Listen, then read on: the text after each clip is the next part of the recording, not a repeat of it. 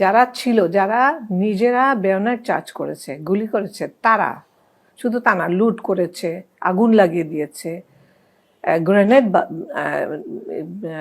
Blast করেছে আমার বাসার মেয়েতেই, যে বেঁচে থাকলে মরে যাবে, গ্রেনেড মেরে তখন বলছে যে মরে যাবে না, আগুন লাগাই দে, তারপরে ওরা আগুন লাগাই দিল।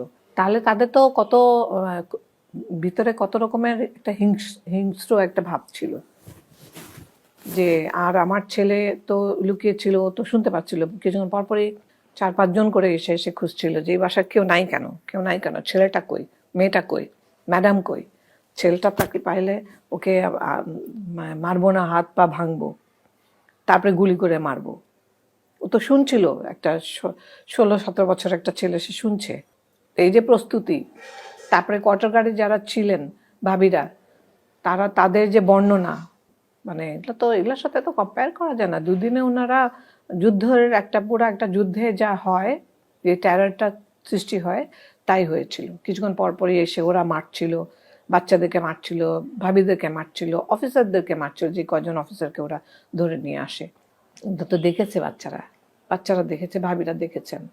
আপনি কি মনে করেন এগুলা, এই ট্রমা থেকে আমরা কখনো বের হতে পারবো? আমাদের কোনো দিনও, আমাদের বাচ্চারাও বের হতে পারবে না, আমরাও বের হতে পারবো না এই জঘন্য ঘটনা থেকে।